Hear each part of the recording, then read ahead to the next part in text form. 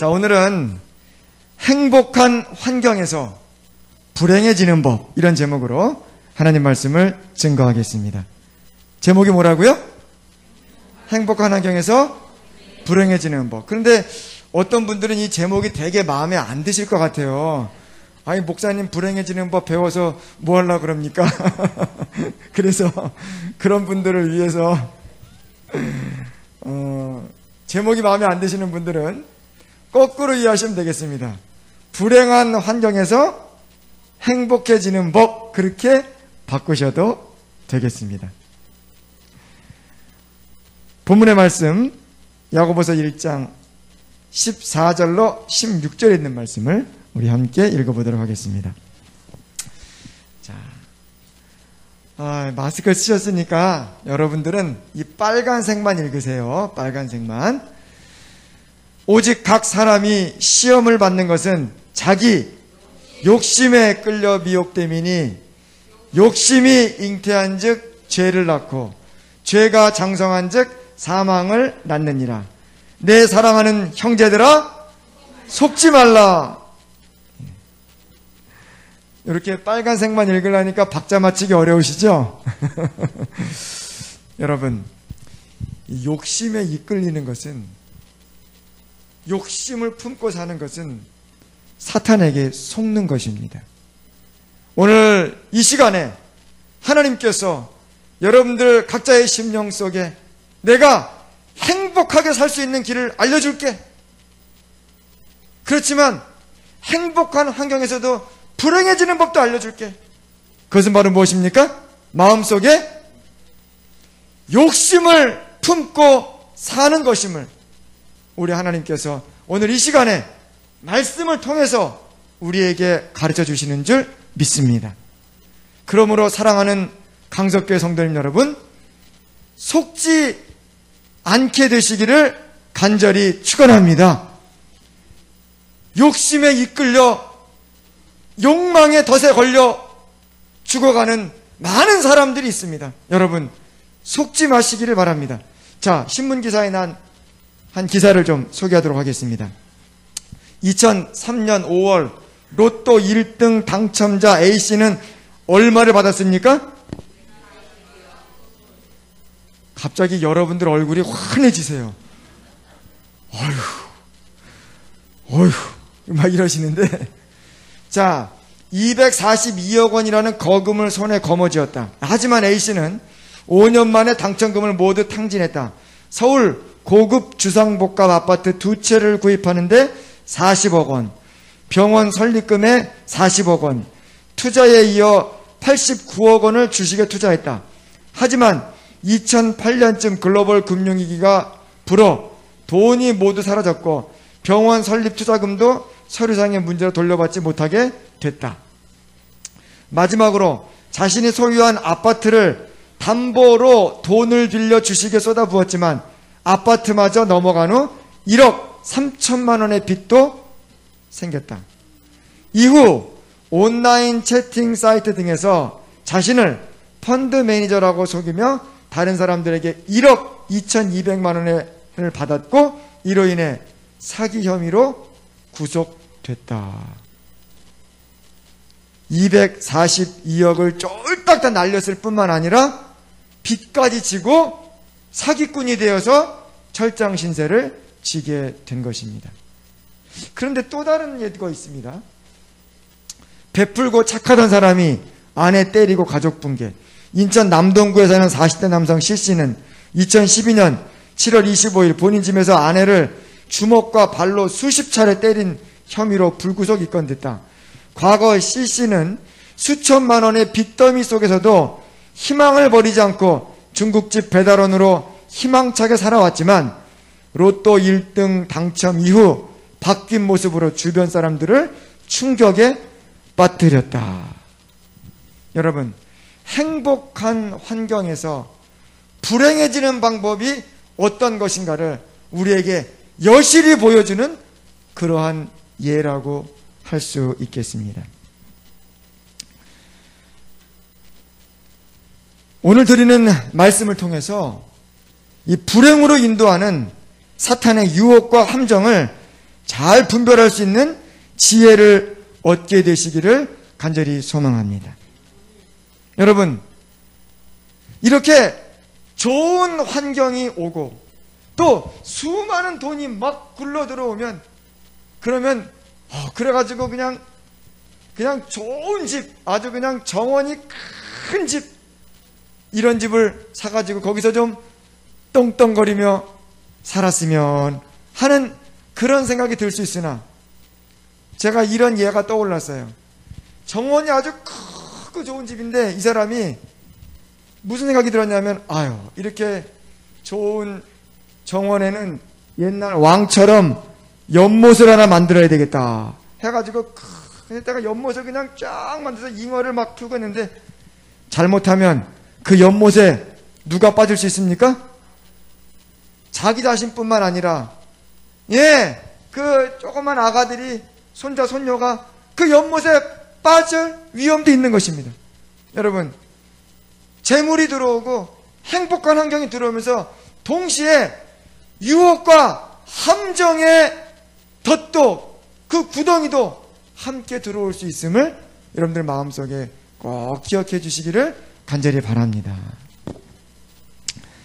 행복한 환경에서 불행해지는 법을 너무도 잘 보여주신 한 분을 소개합니다. 그분은 인류의 첫 번째 여인 하와입니다. 여러분, 에덴 동산은 정말 행복한 곳이었습니다. 그 환경 자체가 너무나도 좋은, 우리가 흔히 말하는 낙원입니다. 낙원. 듬직한 신랑과 단둘이서 그렇게 즐거운 노동을 하면서 행복하게 지내면서 하나님께서 명령하신 대로 생육하고 번성하여 땅에 충만 나라 했으니, 그때는 잉태의 고통도 해산의 고통도 없으니까 뭐 하면 됩니까? 하나님 닮은, 하나님의 형상을 닮은 그런 수많은 자녀들을 낳고 이 땅을 하나님 닮은 사람들로 가득 채우는 그런 행복, 그런 것을 누리면서 그렇게 살면 되었는데, 그만 이 낙원에서, 이 행복한 환경에서 한순간에 불행의 골짜기로 확 떨어져 버리고 맙니다. 그가 이런 불행의 골짜기, 아주 슬픔과 괴로움의 골짜기로 떨어지게 된 그 경위가 어떻게 되는지 이 시간에 우리가 함께 추적해 보도록 하겠습니다. 자, 말씀 보시면요, 여호와 하나님의 지으신 들짐승 중에 뱀이 가장 간교하더라. 뱀이 여자에게 물어 가로되, 하나님이 참으로 너희더러 동산 모든 나무의 실과를 먹지 말라 하시더냐. 여자가 뱀에게 말하되, 동산 나무의 실과를 우리가 먹을 수 있으나 동산 중앙에 있는 나무의 실과는 하나님의 말씀에 너희는 먹지도 말고 만지지도 말라, 너희가 죽을까 하노라 하셨느니라. 뱀이 여자에게 이르되, 너희가 결코 죽지 아니하리라. 너희가 그것을 먹는 날에는 너희 눈이 밝아. 자, 빨간 글씨 다 함께요. 시작. 하나님과, 이 말이 너무 자극적인 말이 됐습니다.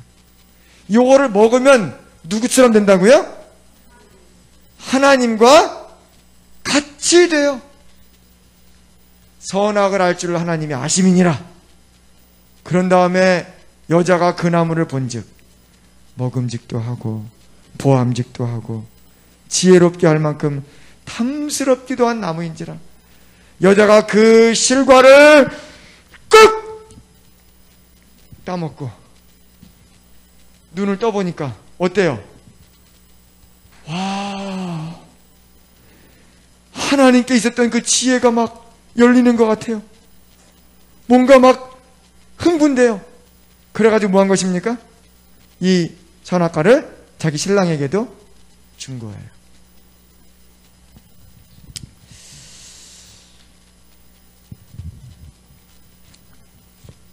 이제 이 불행의 시작을 한번 차근차근 살펴보도록 하겠습니다. 이 불행의 첫 단추는 사탄과의 만남에서부터 시작됩니다. 사탄과의 만남. 그런데 이미 하나님께서는 천사들을 통해서 이런 위험한 일이 있을 수 있다라고 하는 경고를 주셨습니다. 잘못하면 누구 만난다고요? 위험한 존재를 만날 수도 있다. 그러니까 뭐 하라고요? 조심하라. 이 사탄과의 만남으로부터 이 불행이 시작되기 때문에, 자, 여기 그 경고를 보겠습니다. 부자선지자 52, 53페이지. 천사들은 사탄의 계교에 대하여 경계하도록 그들에게 뭐 했다고요? 경고했습니다. 왜냐하면 그는 그들을 함정에 빠뜨리려고 줄기차게 노력할 것이기 때문이었다. 그래서 천사들은 하와에게 동산에서 날마다의 노동을 하는 동안에 누구를 떠나지 말라고요? 누구를요? 남편을 떠나가지 않도록 조심하라고 주의를 주었다. 남편과 함께 있으면 그 여자는 홀로 있을 때보다 유혹에 빠질 위험이 적을 것이었다. 하나님께서는 이미 천사들을 통해서 경고하시고 그들에게 당부하실 것입니다. 특별히 여인에게 누구 곁을 떠나지 말라고요? 남편 곁을 떠나지 말아라. 왜냐하면 자칫 위험한 상황을 만날 수도 있다. 그런데 그만 하와가 이렇게 즐거운 일을 하다가, 그때 무슨 일인지 모르겠습니다. 이렇게 포도나무까지를 정리했는지, 아니면 뭘 했는지, 아니면 꽃을 감상했는지, 여기 보니까 나비가 날아가네 하면서 나비를 쫓았는지, 우리가 어떤 일인지는 모르지만 이 하와가 에덴 동산에서 즐거운 일을 막 하다가 보니까 자기가 지금 남편하고 거리가 너무 멀어졌어요. 떨어졌어요. 순간적으로 불안한 마음이 들었어요. 이거 잘못하면 위험한 상황을 만나는데? 그런데 남편과의 거리가 한참 떨어져가지고 홀로 이렇게 다니면서 불안한 마음이 들 때, 그때 하와의 마음속에 또 한편 어떤 마음이 들었냐면 바로 이런 마음입니다. 자기는 악을 분별하고 대항할 충분한 지혜와 능력을 가졌다고 단정하고 자기의 공포심을 물리쳐버렸다 그랬어요. 천사의 경고를 잊은 채 그는 곧 호기심과 감탄이 뒤섞인 중에 금단의 나무를 바라보는 자기 자신을 발견하였다 그랬어요. 이 여인의 마음속에 자만한 거예요. 괜찮아. 내게 있는 지혜와 내게 있는 의지력으로 그런 거 나는 유혹에 빠질 것 같진 않아. 나는 하나님 떠나갈 것 같진 않아.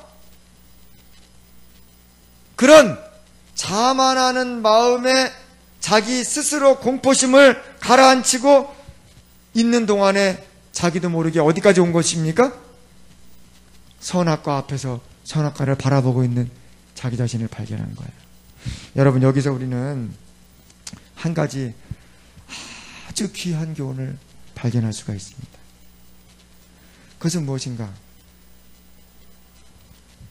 하와가 남편과의 거리가 멀어지고 홀로 다니면서 위험한 상황에 이 슬픔과 괴로움과 아주 수많은 이 엄청난 이 죄악의 골짜기에 들어선 것처럼, 여러분, 우리가 하와가 아담 곁을 떠난 것처럼 우리가 교회의 곁을 떠나서, 교회를 떠나서 홀로 다니면 위험한 상황에 처할 수 있음을 여러분들 마음속에 꼭 명심해 주시기를 간절히 소망합니다.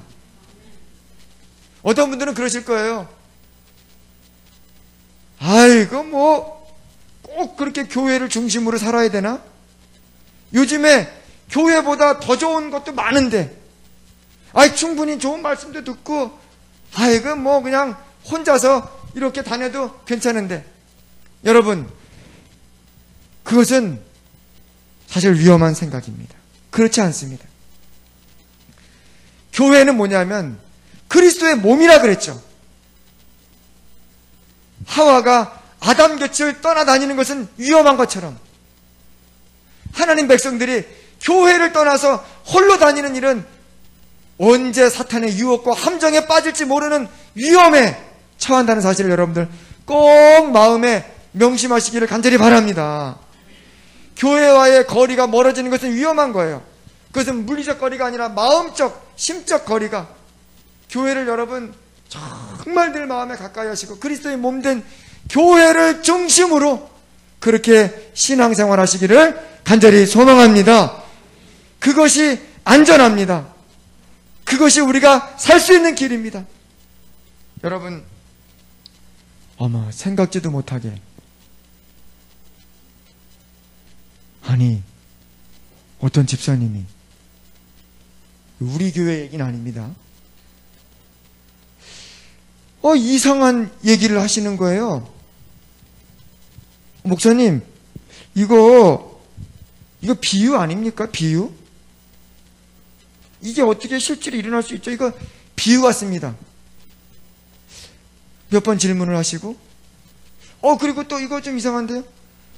알고 봤더니 그분이 누구랑 공부를 시작했습니까? 신천지랑 공부를 시작한 거예요. 그런데 다행한 것은 그분이 공부가 더 깊게 들어가기 전에 뭐 한 것입니까? 얘기를 한 거예요. 이거 이상하지 않습니까? 이거 비유 같은데? 이건 이상하지 않습니까? 해가지고 다시 잘 대화를 하고 다시 잘 공부를 하니까 뭐예요? 어이구, 내가 속을 뻔했구나. 내가 큰일 날 뻔했구나. 올바른 진리로 돌아올 수가 있었습니다. 여러분, 만약에 그분이 교회와 거리가 멀어져가지고 그냥 멀리 떨어져서 좋아, 내 나름대로 한번 혼자 공부해보자 해가지고 그렇게 지냈다면 어떻게 됐을까요? 어쩌면 건널 수 없는 강을 건널 수도 있는 것입니다. 건너서는 안 되는 강을 뭐 할 수도 있어요? 건너버리면, 여러분, 한번 그렇게 완전히 세뇌가 돼서 굳어져 버리면요, 그때부터는 어떤 얘기를 해도 뭐 할 수 있어요? 다 거절하고 거부하고 그 강을 건너올 수 없을 수도 있는 것입니다. 여러분, 교회를 가까이, 교회를 중심으로 그렇게 여러분들의 믿음 생활을 딱 중심 잡으시기를 간절히 소망합니다. 자, 마침내 하와와 사탄의 대화가 시작됩니다. 사탄이 처음부터 아주 자극적인 말을 합니다. 하나님께서 정말 이 모든 과일들 먹지 말라 그랬니? 사실입니까? 아닙니까? 아니잖아요. 여러분, 이게 다 술책이에요. 처음부터 이렇게 엉뚱한 말을 해야 뭐 할 수 있습니까? 상대방이 너무 황당하니까 뭘 해요? 반응을 하는 거예요. 아니야, 그렇게 말씀하지 않으셨어. 다 먹어도 되는데 이 선악과만 먹지 말라 그랬어. 그걸 먹는 날에는 정령 죽으리라고 하셨어. 그러니까 이 뱀이 뭐 하는 거예요? 선악과를 아작아작 씹어 먹으면서 죽지 않아. 결코 죽지 않아. 여러분, 이 대사는요, 사탄이 즉흥적으로 나온 게 아닙니다. 하와를 어떻게 하면 한 번에 무너뜨릴까를 얼마나 많이 고민하고 생각하고 연구하고 또 연구하고 해가지고 마침내 아주 예리하게 다듬은 그런 칼날로 한 방에 베버리는 것입니다. 한 방에. 그건 뭡니까? 네가 이거 먹으면 하나님처럼 돼서 하나님과 같은 지혜를 갖게 될 거야. 그래서 하나님께서 먹지 말라고 하신 거야. 이 얘기를 사탄이 정말 오랫동안 연구한 이 말을 딱 듣고 보니까 어때요? 마음에 뭐가 생겼어요? 그 한마디에 욕심이 생긴 거예요. 욕심이 생긴 거예요. 지금도 너무 행복하고 좋긴 하지만 나도 누구처럼요? 하나님처럼 됐으면 좋겠다. 나도 하나님과 같은 지혜를 저거 먹으면 어떻게 될까? 순간의 욕심을 꽉 심어놓고 그 욕망을 따라가도록 한 것입니다. 까맣게 된 거예요. 오늘 본문의 말씀을 다시 한번 좀 읽도록 하겠습니다. 오직 각 사람이 시험을 받는 것은 자기 욕심에 끌려 미혹됨이니 욕심이 잉태한 즉 죄를 낳고 죄가 장성한 즉 사망을 낳느니라. 내 사랑하는 형제들아, 속지 말라.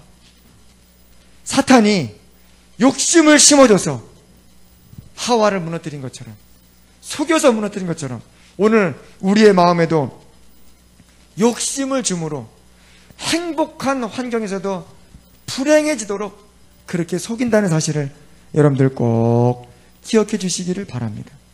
실제로 여러분, 욕심이 우리의 삶을 얼마나 파괴합니까? 여기 지금 아이들이 있죠.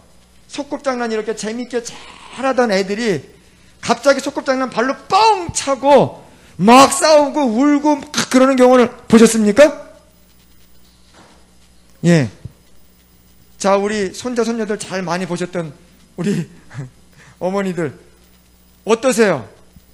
아이들이 발로 뻥 차고 갑자기 막 울고불고 불행해지는 이유 다 아시죠? 왜 그렇습니까? 다 아시잖아요.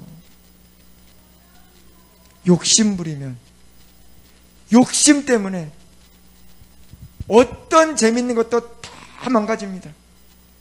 그래서 욕심 부리는 아이가 한 명 그 놀이에 끼면 다 망해요. 다 망해요.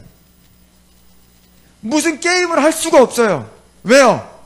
계속 땡깡을 부리니까, 계속 고집 피우니까, 다 자기가 이겨야 되니까, 이거 뭐 재미가 없어가지고 할 수가, 애들이 다 뭐합니까?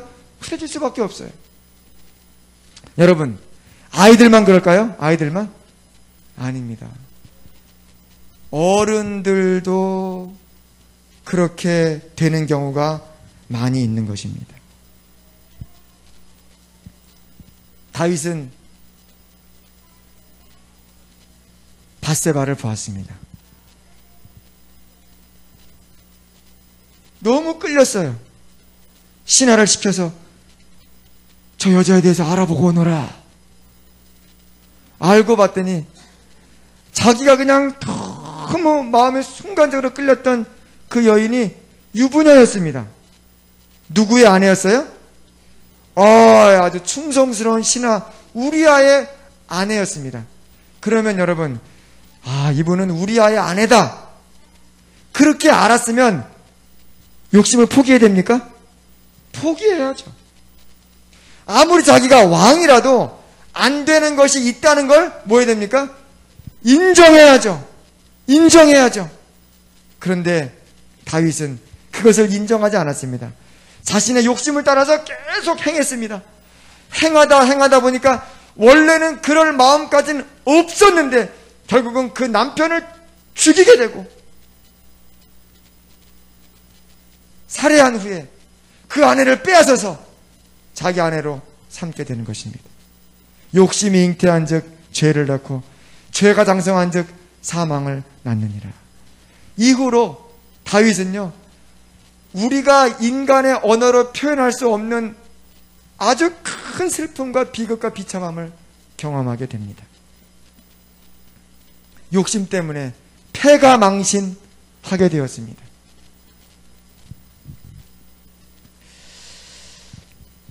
하나님께서는 다윗을 비롯한 많은 사람들의 행복을 가로막으려고 계명을 주셨을까요?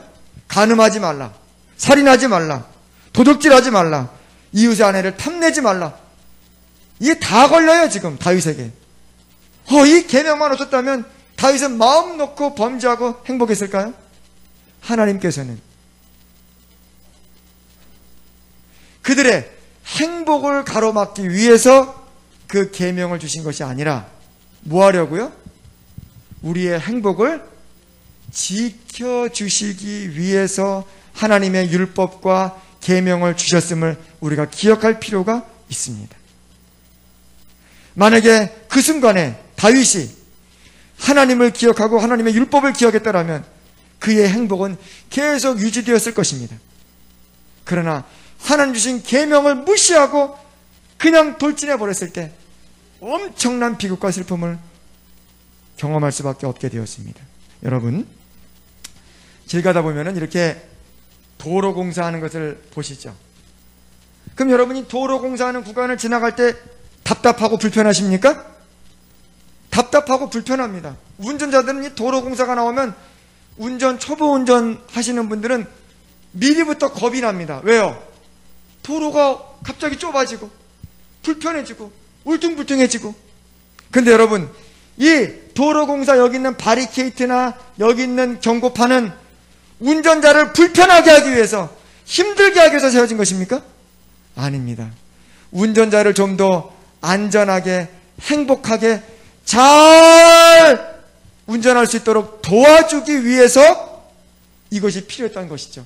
근데 어떤 사람이 만약에 이런 걸 무시하고 그냥 이런 데로 쭉 가버리면 어떻게 될까요? 그러다가요, 잘못하면은 밑으로 낭떠러지로 확 떨어져가지고 추락하거나 아니면 대형 사고를 만나게 되는 것입니다. 그런 대형 사고, 그런 어려움, 그런 위험으로부터 지켜주기 위하여 이런 바리케이트나 이런 경고판이 있는 것입니다. 하나님께서 오늘 우리에게 말씀을 주시고 계명을 주셨죠. 안식일을 기억하여 거룩하게 지켜라. 여러분, 이것은 우리의 욕심의 질주를 막아주는, 안식일 날은 돈 벌지 말아라, 안식일 날은 노동하지 말아라, 안식일은 내 안에서 쉬어라. 무엇입니까? 하나님께서 우리에게 뭐 하라고요? 우리에게 우리의 행복을 지켜주시기 위해서, 우리를 축복하시기 위해서 우리에게 이런 바리케이트로 또 안내 표지판으로 그렇게 계명들을 주신 것입니다.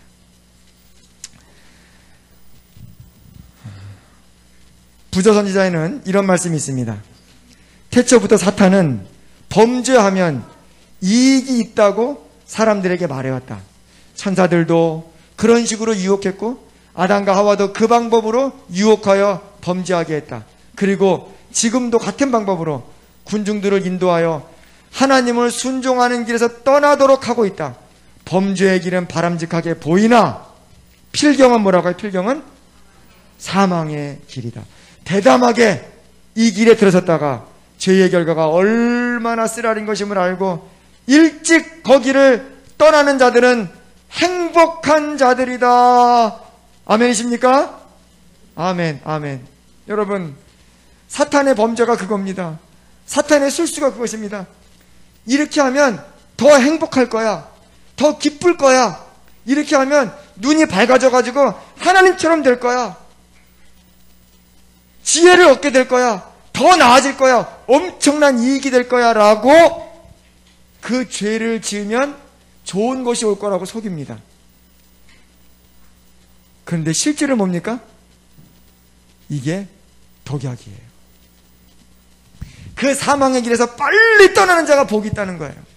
순간적으로 이익이 되는 것처럼 보이고 순간적으로 즐거운 것처럼 보이지만 거기에는 어마어마한 재앙과 슬픔과 괴로움과 비참함이 있다는 것을, 그것을 미리 인식하는 것, 그걸 깨닫고 생각하는 것, 이것이 진짜 지혜입니다. 여러분, 하나님을 떠나 사는 것, 하나님 없이 그냥 방탕하는 것, 되게 좋아 보이고 행복해 보이지만 거기에 행복이 있습니까? 그렇지 않아요. 사탄은 그렇게 살면 좋을 거야. 야, 이원호 목사, 야, 너 왜 이렇게 고리타분하게 사냐? 너도 한번 그 알코올 좀 한번 넣어봐. 기분 좋아진다니까. 너도 한번 그 시커먼 연기 좀 마셔봐. 그 기분 좋아진다니까. 여러분, 제가 속을까요, 안 속을까요? 뭐 속을 수도 있겠으나 그럴 때는 뭐합니까? 그게 순간적으로는 좋아 보여도, 순간적으로 좋아 보여도 어마어마한 불행이 있다는 것을 미리 깨달으면 그 어려움을 피할 수가 있는 것입니다. 자, 사탄은요, 이렇게 우리를 이렇게 유혹합니다. 6월 1일자 기도록에 보면 진정한 행복이 어디에 있는지를 우리에게 알려줍니다. 어려서부터 경건한 삶을 살면 인생을 행복하게 하는 모든 것을 누릴 수 있습니다. 인생이 거의 다 끝나갈 때까지 하나님을 찾지 않는 사람은 순결한 삶과 고상한 행복을 상실한 것입니다.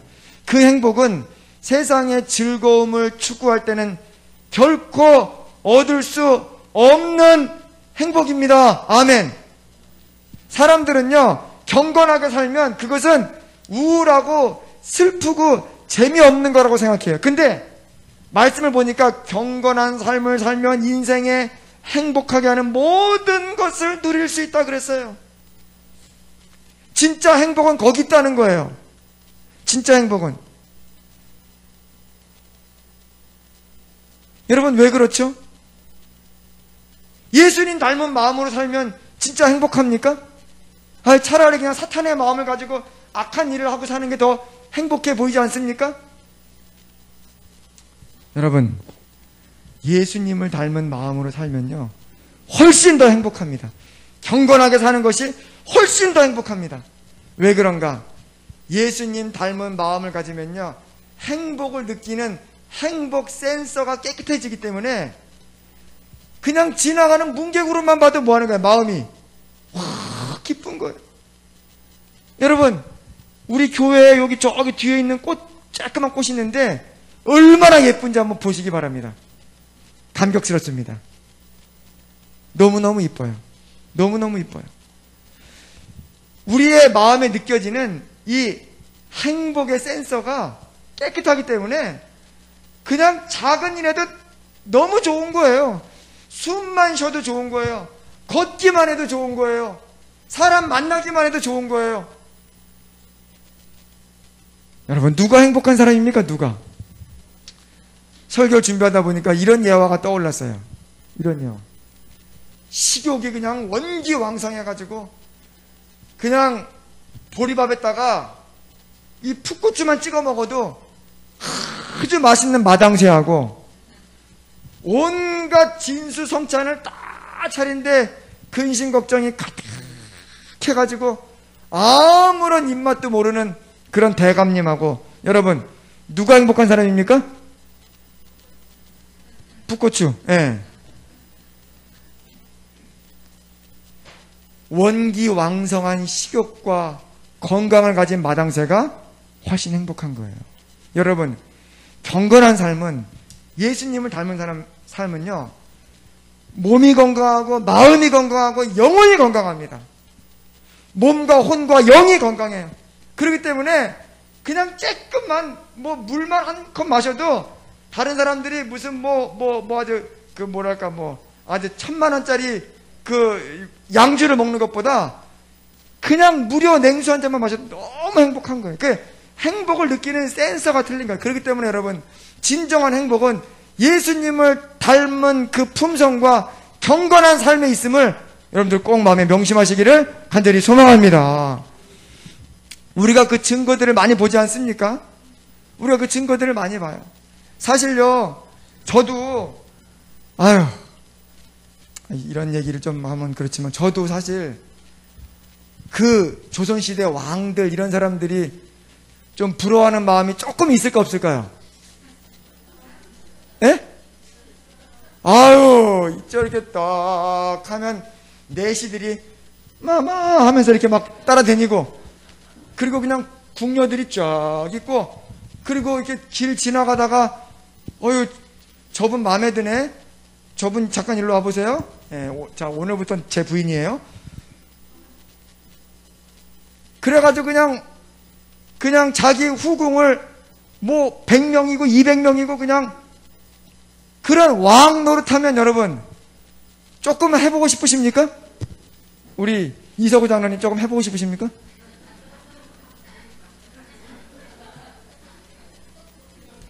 생각해. 자, 원래는 해보고 싶으신데 옆에 지금 김성경 집사님 계셔가지고 굉장히 지금 아주 지혜로운 발언을 하셨습니다. 근데 여러분, 조선 왕들의 수명을 보니까 무지무지 짧아요. 무지무지 짧아요. 20살에 무슨 뭐 예종 같은 경우에는 20살에 돌아가시고, 뭐 30몇 살도 많고, 뭐 그냥 뭐 철종 같은 경우에는 참 철종 너무 불쌍하죠. 철종. 강화도령 철종 있지 않습니까? 거기서 그냥 강화도에서 농사 짓고 살 때는 건강하게 그냥 우선 그냥 재밌게 살다가, 아니 궁궐에 들어와가지고는 얼마 살지도 못하고 죽었습니다. 철종이. 여러분, 진짜 행복이 어디 있냐 이거예요. 진짜 행복. 우리가 역사를 봐도 알지 않습니까? 역사를 봐도. 그런데 행복이 있지 않다는 걸 우리가 다 경험하지 않습니까? 그 부귀영화를 다 누린 사람들이 행복해 보이던가? 그렇지 않잖아요. 우리보다 훨씬 불행하잖아요. 저와 여러분이 제일 행복한 사람인 줄 믿습니다. 아멘이십니까? 내가 제일 행복하다고 믿으시는 분만 아멘 하시기 바랍니다. 정말 행복하세요? 우리에겐 예수님이 계시니까. 우리에게는 예수님이 계시니까 이게 너무너무 좋은 거야. 예수님과 함께라면 어떤 어려운 순간에도 행복한 거예요. 행복의 센서가 막 너무 이게 있기 때문에 그냥 다 좋은 거예요. 그냥 보리밥 아니라 무슨 뭐라도 다 좋은 거예요. 여러분과 저에게 우리 하나님께서 그런 놀라운 행복을 계속 누리면서 살 수 있는 귀한 영성, 귀한 은혜, 귀한 믿음, 귀한 건강 주시기를 간절히 소망합니다. 이제 거의 말씀을 마쳐가면서요, 6월 2일자 아침 기도로 행복의 근원이신 그리스도, 이 제목이에요. 그 요즘의 기도록 여러분 꼭 읽으시기 바랍니다. 행복 시리즈인데 너무 좋아요. 행복의 근원이신 그리스도. 그리스도를 영원한 내빈으로 모신 마음이 가장 행복한 마음입니다. 한마디로 얘기하면 예수님과 함께하는 사람이 가장 행복한 사람이라는 거예요. 예수님과 함께. 그래서 떠오르는 그 노래가 있었어요. 주와 함께라면, 주와 함께라면 가난해도 좋아. 참된 부요함이 내 마음에 가득하니까. 때로는 날 유혹하려고 세상 바람 휘몰아쳐와도 나는 결코 잊을 수 없어 자비로운 주의 음성을. 제가 잠깐 불러볼까요? 주와 함께라면 가난해도 좋아. 참된 부요함이 내 맘에 가득하니까. 때로는 날 유혹하려고 세상 바람 휘몰아쳐와도 나는 결코 잊을 수 없어 자비로운 주의 음성을. 아멘. 예수님과 함께라면 다 좋은 거예요. 가장 행복한 사람입니다. 영원히 살게 될 것입니다. 이 소망을 가지고, 이 복된 소망 속에서 이 어려운 세상에 죄악과 욕심에 속지 않고 살아가는 우리들이야말로 진정한 행복한 사람입니다. 말씀을 정리하겠습니다. 행복한 환경에서도 불행해지는 방법 뭡니까? 자, 욕심이 잉태한 즉 죄를 낳고 죄가 장성한 즉 사망을 낳느니라. 욕심을 품는 순간 불행해집니다. 속는 것입니다. 불행한 환경에서도 행복해지는 방법. 내 안에 거하라. 나도 너희 안에 거하리라. 그리스도를 영원한 내빈으로 모신 마음이 가장 행복한 마음입니다. 그랬어요. 오늘 이 말씀 붙잡으셔서 예수님의 이름으로 악한 욕심, 사탄이 주는 속임수를 다 물리치시고 이제 늘 감사와 만족과 기쁨으로 예수님 만날 그 소망으로 재림의 그 아침을 바라보시면서 늘 승리하게 되시기를 간절히 바라면서 오늘 말씀을 마치겠습니다. 주 언제 다시 오실지 혹낮에 혹밤에 또 주님 만나 그것도 난 알 수 없도다. 내가 믿고 또 의지함은 내 모든 형편 하시는 주님 늘 돌보아 주실 것을 내가 확신하니 하나님 우리 아버지 은혜를 감사드립니다. 오늘 어떤 불행한 환경에서도 행복해질 수 있는 방법을 알려주시니 감사합니다. 우리가 이 말씀에 유의하여 정말 행복한 환경에서 불행해지는 욕심을 품고 살아가므로 괴로움과 슬픔의 골짜기를 가지 않도록 주님 이 시간 우리의 심령을 주장해 주시고 우리의 심령 속에 주께서 놀라운 깨달음으로 역사해 주셔서 이제는 주님과 함께 동행하는 예수님의 재림을 바라보며 살아가는 그러한 아름다운 소망으로 살아가는 우리 모두가 되게 하여 주시옵소서. 아버지 이 예물을 주님께 드립니다. 작은 예물이지만 우리의 마음을 모아 주님께 드리오니 주님 받아주시고 이 예물을 통해서 영광을 받으시며 이 예물을 통해서 구원받는 많은 백성들이 생겨나는 일에 쓰임받게 하여 주시옵소서. 이제는 주님의 사랑, 예수님의 은혜, 하나님의 사랑, 성령님의 감화감동하심 붙잡아 주심이 이번 일주일도 우리와 내내 함께하여 주시옵기를 예수님 성호 받들어 간절히 비옵나이다. 아멘.